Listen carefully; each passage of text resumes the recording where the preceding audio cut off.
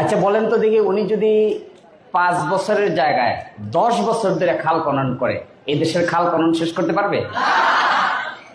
খাল খননের জন্য সরকারের আলাদা বিভাগ আছে না, ডিপার্টমেন্ট আছে না?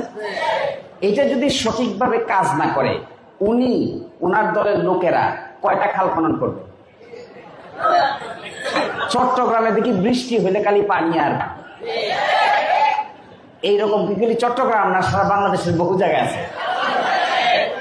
তাইলে দেখেন উনি কি করেছেন, নেতিবাচক কাজটি করেছেন। দেখেন, দুর্নীতি দমন কমিশনের চেয়ারম্যান নাই এখন, আছে? কই গেল এটা? এটা লাগবে না?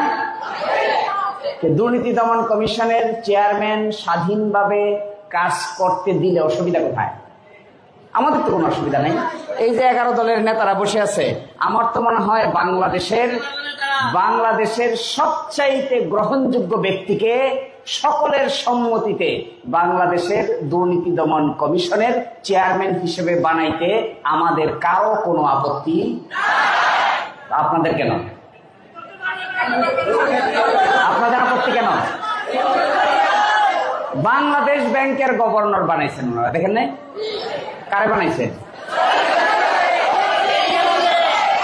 আমার মনে হয় ভারতীয় উপমহাদেশের ইতিহাসে কোন গার্মেন্টস ব্যবসায়ীকে এই ভারতীয় উপমহাদেশের কোন দেশে কোন কালে কখনো কোন ব্যাংকের গভর্নর বানানো হয় না। তো ভালো কাজ করেছেন, একদিকে খাল খনন করেন, আরেকদিকে বাংলাদেশ ব্যাংকের গভর্নর যার ইচ্ছা তার বেরোতে পারেন। তো হইল কথাটা।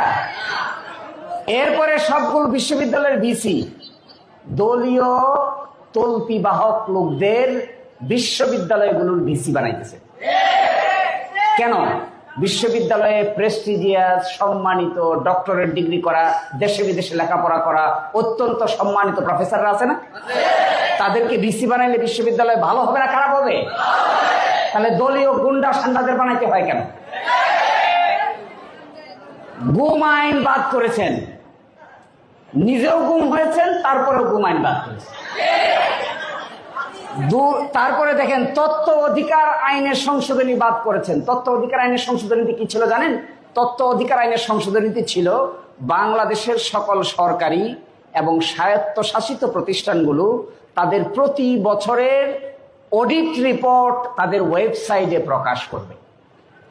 আচ্ছা বলেন তো, চট্টগ্রাম সিটি কর্পোরেশনের 1 বছরের অডিট রিপোর্ট চট্টগ্রাম সিটি কর্পোরেশনের ওয়েবসাইটে প্রকাশ পাইলে বাংলাদেশের জন্য কি ভালো হইতো না খারাপ হইতো? এটা বাদ করছেন কেন?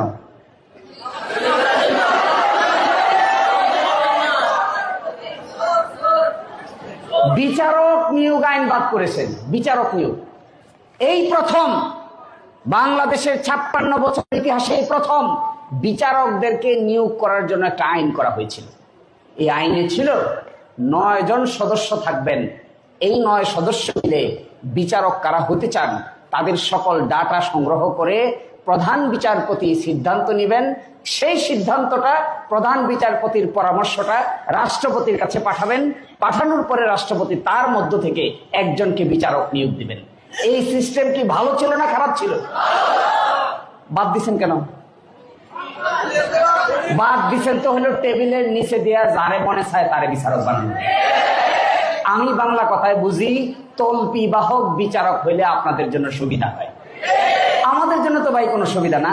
আমরা চাই দেশের ইতিহাসে সবচাইতে মেরুদণ্ডওয়ালা, শক্তিশালী, শিক্ষিত, স্বাধীন লোক বাংলাদেশের প্রধান বিচারপতি হবে, যার চেহারা দেখে, যার কলম দেখে, যার কর্মকাণ্ড দেখে, যার স্বাধীন সিদ্ধান্ত নেওয়ার ক্যাপাসিটি দেখে বাংলাদেশের মানুষ মনে করবে সবকিছু ধ্বংস হয়ে গেলেও বিচার ব্যবস্থা এখনো টিকে আছে। আপনারা চান কেন? আপনারা পকেট থেকে বাইর করে বিচারক বানাইতে চান। ডাইন পকেট থেকে একজন, বাম পকেট থেকে একজন। আমরা তো এটা চাই নো ওয়ান এলস। এখানে দাঁড়ায় তাকে দেখেন, যত নেতৃবৃন্দ আছে একজনও তল্পি বাহক বিচারক চান? বাংলাদেশের মানুষ চায় তল্পি বাহক বিচারক? সরকারের বিরুদ্ধে মাথা উঁচু করে রায় দিতে পারে এই ধরনের বিচারক আমরা চাই। আমি অন্যায় করলে আমাকে জেলে নিয়ে যাবে এই ধরনের বিচারক আমরা চাই। জনাব কর্নেল ওলি আহমেদ, তিনিও যদি অন্যায় করেন তাকেও জেলে নিয়ে যাবে। এই ধরনের বিচার ব্যবস্থা আমরা চাই। আপনারা চান না কেন? হেতু কি? আমি কি বলছি যে আপনারা ওনাদের চোর বলেন? আমি তো বলি নাই, এগুলো সব আপনাদের নিজস্ব কথা। লাস্টের কথা বলি, শেষ করে দিচ্ছি। তাহলে সংবিধান কি? কি চেয়েছিলাম আমরা? সংবিধান হলো জনগণের সাথে চুক্তি। চুক্তিটা আমরা করেছিলাম 72 সালে, কিন্তু চুক্তিটার বিভিন্ন ধারা উপধারা পরিবর্তন হয়ে গেছে।